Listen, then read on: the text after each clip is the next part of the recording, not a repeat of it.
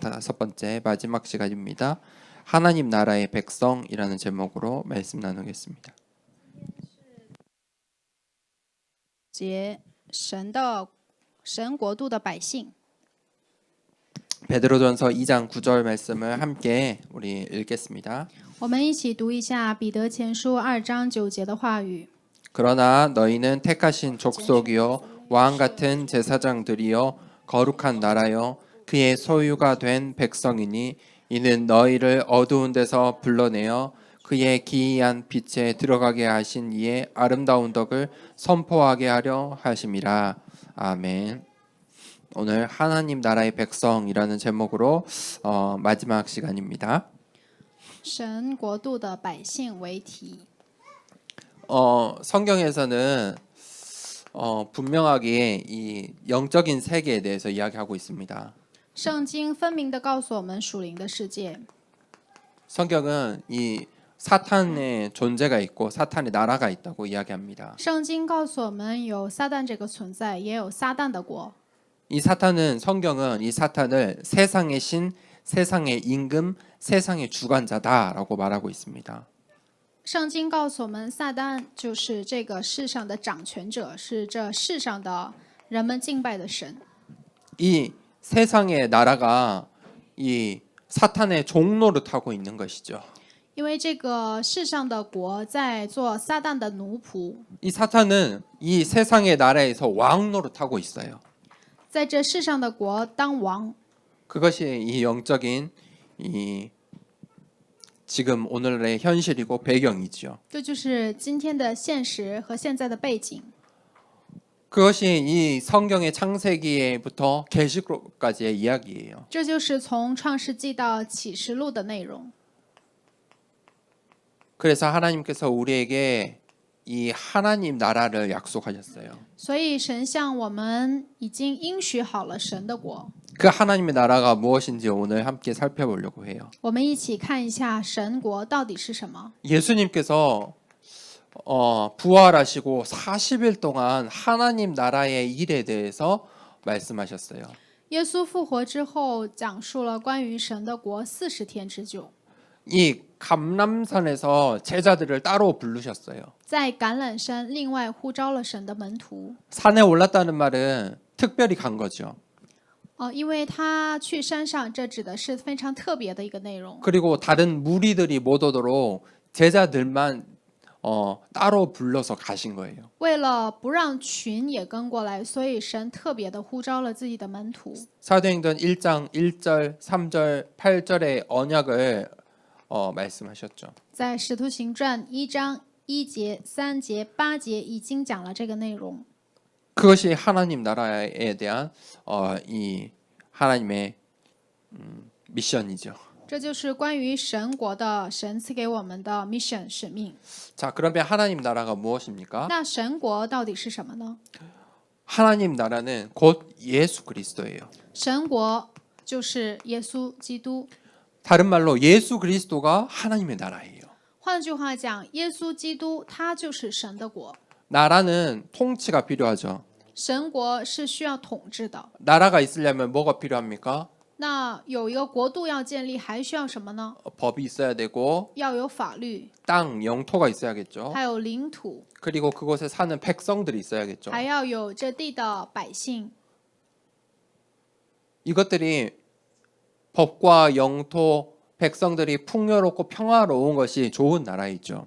想让百姓还有在领土当中根据法律非常富饶的可以生活。 하나님께서 하나님 나라의 법을 주시고 하나님 나라의 땅을 주시고 그것에 살 백성들로 오늘 우리를 불러주셨어요. 神把我们呼召为在神统治的国度当中，根据神赐给我们的律法，在神的领土当中，作为神的百姓而活。 그 하나님 나라를 예수 그리스도께서 통치하고 계세요.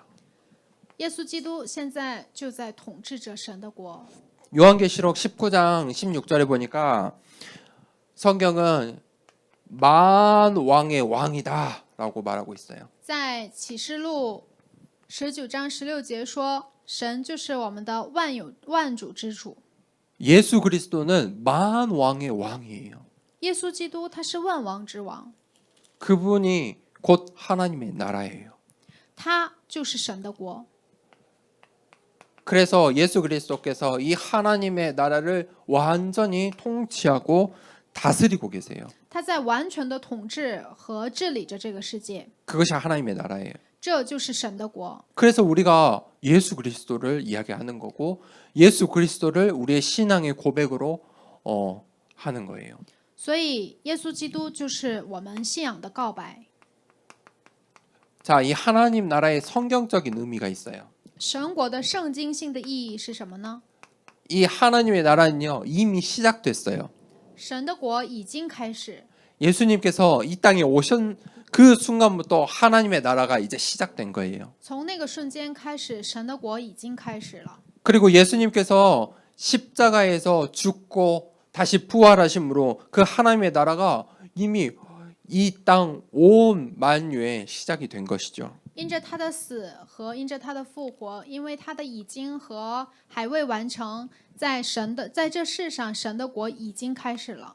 그런데 그 하나님의 나라는 아직 완성되지 않았어요. 但是这个神的国呢，还尚未完成， 미완성이에요. 未完成。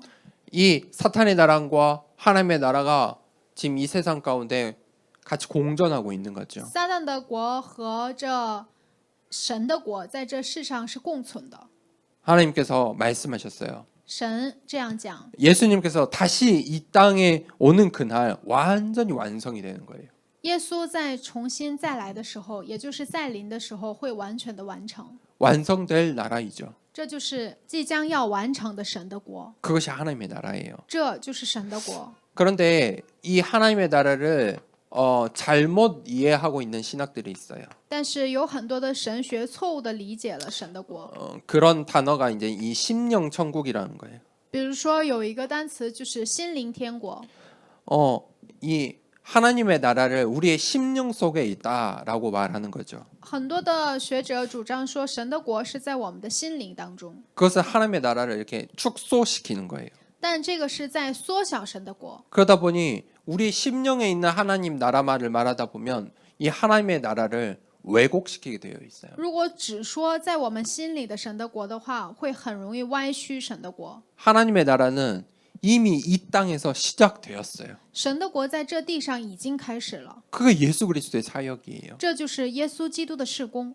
그 하나님의 나라의 일들로 인해서 우리가 오늘날까지 이 언약 운동을 이 복음 운동을 하고 있는 거예요. 因着神国的这些作为，所以我们到至今可以持续的做这个福音运动。 자, 그러면 이 하나님의 이 나라를 운영을 하잖아요. 我们在运营一个国家的时候， 그러면 그 왕의 마음, 왕의 뜻대로 그 나라를 운영하죠. 可以根据王的心意来运营这个国家， 그 하나님의 뜻이 있어요. 有神的旨意， 그 하나님의 의. 这就是神的意。 그게 무엇이냐? 这是什么呢？ 하나님 나라의 기초가 있다. 有神国的基础， 우리가 그것을 알아야 돼요. 大家要知道这一点。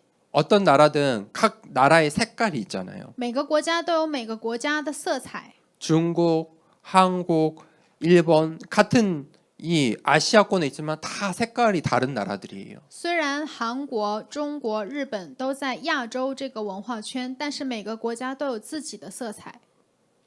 그거는 그 나라의 운영하는 방식도 다르고 그 뜻이 나라가 추구하는 뜻이 다르기 때문이에요. 国家的统治的方式也不同，追求的也不同。 하나님 나라의 그 의의를 알아야 어떤 게 하나님 나라인지 알 수 있어요. 我们要知道神国的意是什么，这样的时候才知道神的旨意到底是什么。 하나님 나라에는 정의가 있어요. 神国是有他自己的正义的， 그리고 공의, 공정이 있어요. 有公义，还有神的正直，也叫公正。 그런데 이 정의는 뭐냐면 하나님의 은혜예요. 神的正义就是神的恩典， 우리가 하나님의 은혜로 말미암아 죄와 저주의 문제를 이길 수 있는 거예요. 我们因着神的恩典能够胜过罪和咒诅的问题， 그게 정의예요. 这就是神的正义。 공의는 무엇이냐? 那公义是什么呢？ 하나님의 인내예요. 是神的仁慈。 성경에 이 두 단어들이 같이 사용되고 있어요. 在圣经当中，公义和仁爱、正义和恩典几乎是同样使用的。 인내는 용서를 말해요. 这是一个饶恕的问题， 하나님께서 우리를 용서해 주시는 거죠. 神已经饶恕了我们。 그리고 우리가 이 하나님 나라 안에서 용서하는 거예요. 인내를 베푸는 거예요. 在神的国里面，我们去向别人也施舍我们的仁爱， 그게 하나님 나라의 백성이죠. 这就是神国的百姓 그럼 。 공정은 무엇이냐? 公正是什么呢？ 공정은 국률이라는 단어와 같이 쓰여요. 公正和体恤这个单词是一起使用的。 국률이라는 것은 어떤 약한 자들을 이해하고 약한 자들에게 나누어 주는 거예요. 体恤是什么呢？就是感同身受，和那些弱势群体，还有这些弱势的群体去感同身受他们的痛苦。 사실 이 정의, 공의, 공정은 우리가 사실 사람이 인간이 행할 수가 없어요. 其实正义、公义、公正作为人是不可能去实践的。 인간의 역사 가운데 정의, 공의, 공정이 완전하게 아름답게 있었던 그 나라 시대 한 번도 없었어요. 在人们的历史当中，能够完全的能够去实践人的正义、公义和公正，一个时代都没有。 결국 사람들은 서로 싸우고요, 팔을 나누고 그렇게 되어 있어요. 人们都会相互纷争，会相互分党， 이것은 하나님의 거예요. 这 하나님의 것. 因为它本来就是属于神的。 이것은 하나님의 나라에만 있는 거예요. 因为它只存在在神国当中， 그래서 하나님께서 우리에게 은혜를 베푸시고 인애를 주시고 긍휼히 여김심을 베푸시는 거예요. 所以神向我们施舍神的恩典、神的仁爱和神的体恤。 그 결과로 우리가 죄와 저주에서 용서를 받고 또 하나님께서 우리에게 성령의 은사들을 나누어 주시는 것이죠. 作为结果，因为神饶恕了我们的罪和咒诅，又分享了神的爱，所以我们也要这样。 이게 하나님 나라의 뜻이에요. 因为这本就是神国的旨意， 다른 말로 말하면 이게 하나님 나라의 색깔이라고 볼 수 있어요. 这就是神国的色彩。 그러면 우리는 그 하나님 나라의 백성이에요. 因为我们就是神国的百姓， 언약의 백성이죠. 是立约的百姓。 하나님의 나라는 이 언약으로 이루어져 있어요. 神国是根据这个神所立的约来成就和构成的。 하나님께서 이것들을 언약으로 주세요. 神把这些赐给我们为神的约， 우리가 이것을 언약으로 붙잡는 거예요. 我们把这个抓住为神的约定。 그래서 하나님께서 이 언약의 백성들이 갈 수 있는 이정표를 자꾸 보여주시고 말씀하시는 거예요. 神已经赐给了我们这个约，所以我们就是立约的百姓。神赐给立约的百姓要走的道路上，一定要有神赐给的里程碑。 하나님 나라의 백성은 하나님 나라를 위해서 사는 거예요. 神国的百姓就是为了神而活的， 하나님을 위해서 하나님의 영광을 위해서 사는 게 하나님 나라의 언약의 백성의 삶이에요. 为了神而活，为了神的荣耀而活，这就是神国的百姓、立约的百姓要做的事情。 그때 하나님께서 약속하신 사도행전의 1장 1절, 3절, 8절의 언약이 성취되는 거예요. 我们在为了神国而活的时候，《使徒行传》1章138节的立约才会得到成就。 그때 이 결론입니다. 우리가 하나님의 절대 계획을 알 수가 있어요. 这个时候，我们才能知道神的绝对计划是什么。 모세는 나이 80세에 하나님의 절대 계획을 알았어요. 摩西在自己的年龄80岁的时候，才知道了神给他的绝对计划。 모세가 이 호렙산에서 하나님을 만난 거죠. 摩西在何烈山遇见了神， 그래서 하나님과 언약을 맺는 거예요. 在那里与神立约。 그것은 절대 성취될 하나님의 절대 언약이에요. 这就是绝对要成就的神的绝对的约， 반드시 성취될 말씀들이죠. 必定要成就的神的话语， 그게 절대 언약이에요. 这就是绝对的约， 왜 절대 언약이냐? 반드시 성취될 것이기 때문이죠. 因为它是必定要成就的，所以它就是绝对的约。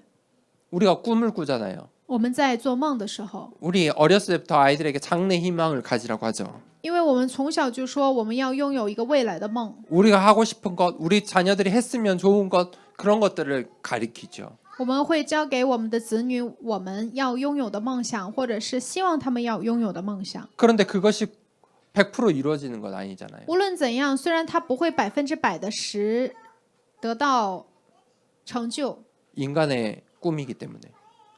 因为这个是人的梦想。 그런데 하나님의 꿈, 하나님의 말씀은요.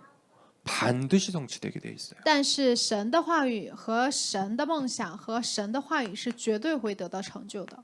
그 이제 인생을 살아가는 것이 절대 여정이에요. 那走完这个人生的所有的人生，走完所有的人生，这就是人的绝对旅程。 그 꿈을 가지고 우리 후대들이 렘넌트들이 공부도 하고 기능도 도전하고 하는 거죠. 拿着这个梦想，我们的 remnant 们也要学习，也要拥有我们自己的技能。 꿈을 위해서 그 청소년 시기를 이렇게 보내는 거예요. 为了这个梦想去度过我们的青少年时期， 그게 여정이잖아요. 这就是旅程。 하나님의 언약을 붙잡으면 그런 여정의 길이 필요해요. 那如果抓住了神所赐给我们的约的话，就需要走这个约的旅程。 그 여정에는 반드시 두 가지가 나와요. 응답이냐 고난이냐.